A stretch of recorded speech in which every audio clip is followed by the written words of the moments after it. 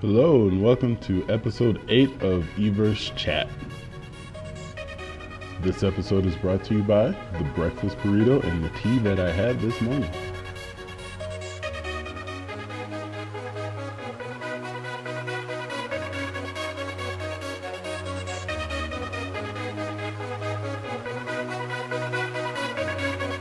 Everse Chat.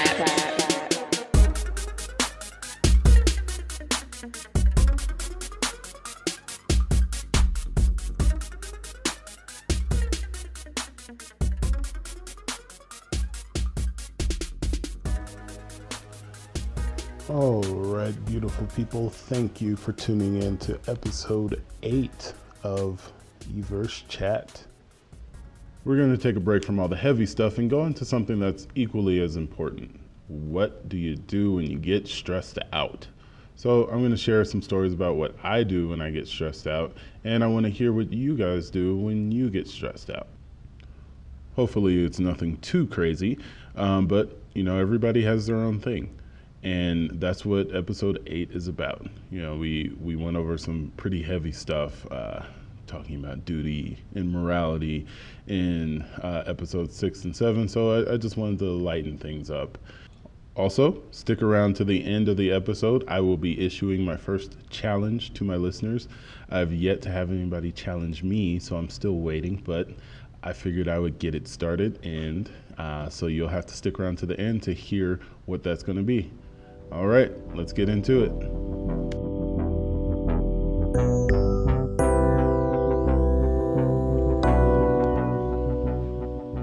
All right, so I don't know about you, but for me,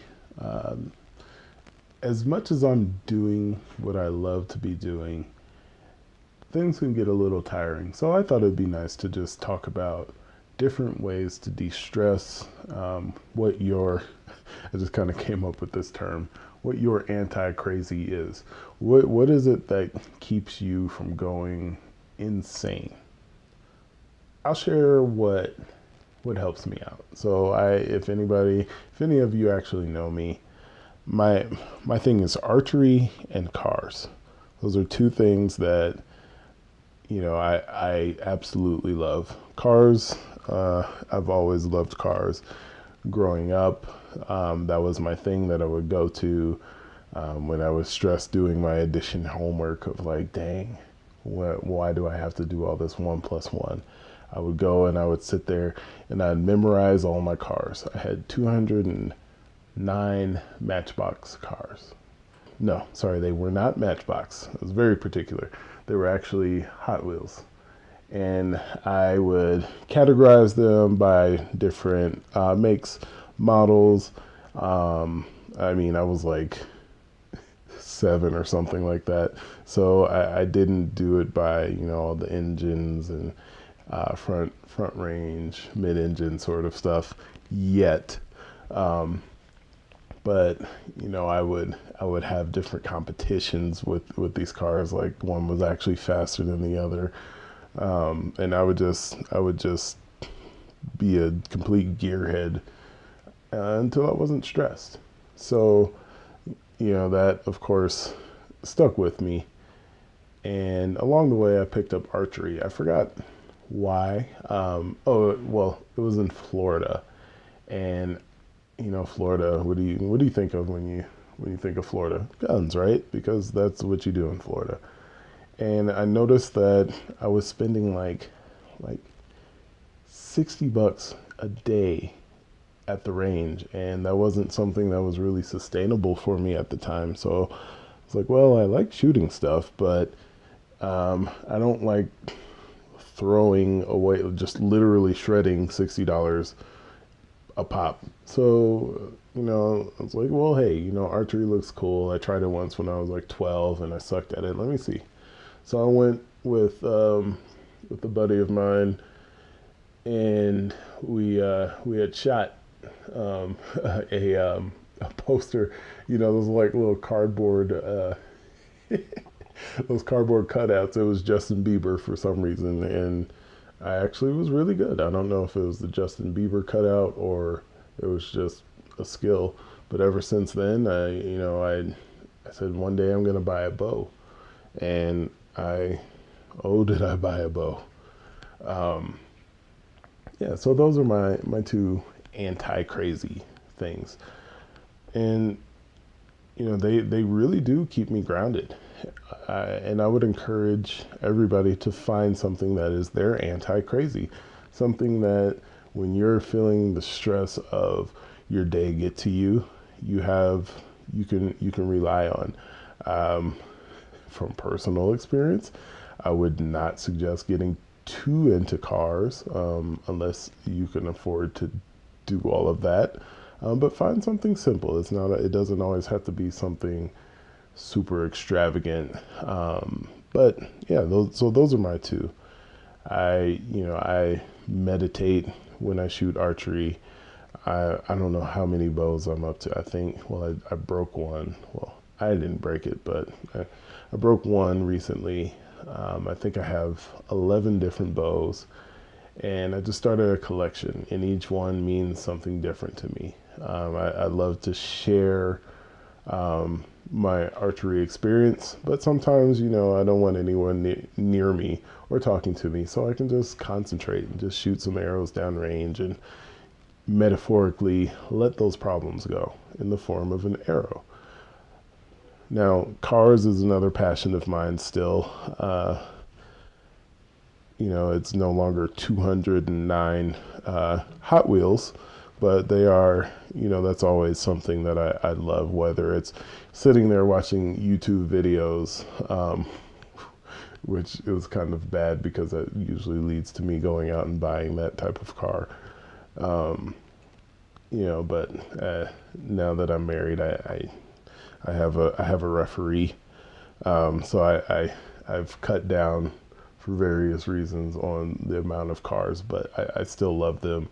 There's something about getting behind the wheel and just driving. I've kind of made a dedication to myself to only keep two cars at any given time. One fun car and one practical car. But still, it's always fun to just head over to dealership and test drive and make connections. You never know what can come of those things. It's just, you need distractions sometimes. And there's nothing like what was my most recent one? A V12 engine roaring at you to distract you, but it's fun. And sometimes, depending on where you are, it's free. And if cars aren't something that are in your immediate reach, go-karts, or whatever it is. Some people knit, and it's like the most grandma thing you would ever expect a person to do, but it centers you. It gives you something, a work product, something to work towards. One other thing that I do is write. So I have written a few things aside from my doctoral work, which I don't even know where that stuff is. I just hid it in a deep, dark corner, never to be seen again. I think that was like the worst part of my adult life, is going through my doctoral studies, comprehensive exams or whatnot. But, other than that, I've written two novels. I'm working on a third one. I don't know where it'll go. But, these are all outlets that are constructive, that you never know where they'll take you. I think the spirit of the entrepreneur is such that you'll always find some way to turn what you love into something that you can live off of. So maybe one day you'll see one of my books. I don't know if I would ever link it to this, just because those they're not journals, but they're personal, and they're sci-fi kind of deals, but they all mean something to me. But they're all things that I could one day turn into another source of income. You never know. cars that I have or had, those have been a great source of income in a pinch. So you never know. So I wonder, what is your anti-crazy? That's something that is very interesting to me, to hear what it is that people do. And it's funny how many times it really, you would never suspect that a person would do something like that. There was one guy that I talked to, that's where I got knitting from, and he was like, hey, all I do is I just sit down and knit. I'm like, what? You do what? And he was like, yeah, you just crochet and you knit. I'm like, okay, all right, sure, but all right. And then there's other guys that are like super hyper that'll be like, well, the thing that keeps me, centered, and I'm thinking they're about to say, well, I just go out and I just go crazy, and they'll be like, oh, I meditate. So it's always interesting to see those different facets of a person come through when you're exploring the things that they do to stay sane. It's very important. Going back to, I believe that was episode 2, where we were talking about the roller coaster. You need something to remind you of why you're doing what you're doing, why it's worth it. So every time I'm out there on the range at 11 a.m. or some crazy time, 12, and I'm slinging arrows downrange, I'm constantly thinking to myself, I could never do this if I still worked at Walgreens. If I still worked at that school, I would be listening to some kids sitting here screaming at each other about some stuff I really don't care about. Or, I'm sitting here stacking boxes, so you're doing something that you love that reminds you, this is why I choose this life. This is why I choose random 7 a.m. calls or 3 a.m. text messages from some person that has some idea, or, the dreaded 12 o'clock noon, oh my gosh, everything's on fire calls. That's why you do it. It's for the simpler things in life, for the pure joy of being able to live as you want, being able to live on your own terms, or by the terms that you choose. To end with a quote from a book that I recently read, just highlighting the importance of balance. I think this little excerpt really encapsulates why it's important to have balance and to de-stress when going about your daily life. So it's a kid talking about when his uncle lost his job, but it was just a very interesting take on where the stress actually came from. It reads, Uncle Dan had some kind of mental breakdown, not from losing the job. It was the job itself that created a wellspring of depression and anxiety in the man who wanted to be a painter. He didn't want to sell insurance, but he had bills to pay and mouths to feed and a mortgage. All the things that trap people into thinking they are stuck, like mice cowering in front of a cardboard cutout of a cat despite the exit to freedom being just beyond it. And finally, his despair overwhelmed him, broke him. I think it's incredibly important to remember that you are doing this for a reason. And luckily, as an entrepreneur, you have 2 reasons. One is because you love it, and 2 is to make money, to do all of those things. But even in doing what you love, you still need to find time to de-stress. You need to find time to unwind and decompartmentalize.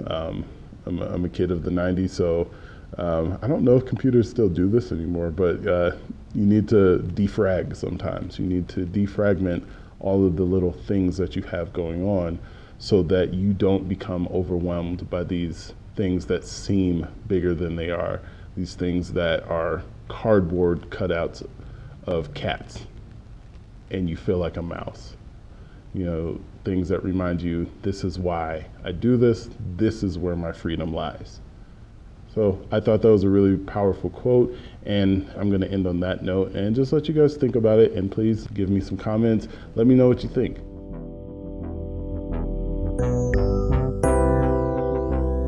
I hope everybody enjoyed that episode about de-stressing and getting all the stuff off of your plate so that you can think. So here it is. My challenge to you is this. If you don't already have a hobby, find a hobby this week, something free, something cheap, something easy, and something fun. And go on to Facebook, Everse Chat Podcast on Facebook, and post a picture. Post a picture of you doing your hobby and why it unstresses you. I'll provide a link to that Facebook group for you. Also, if YouTube is not your flavor, you can always check things out on SoundCloud or iTunes. Everse Chat is on all of those platforms. If you have any more platforms that you want to suggest that I hop on, then leave a comment and I'll try and get on it. All right. Until next time, see you later.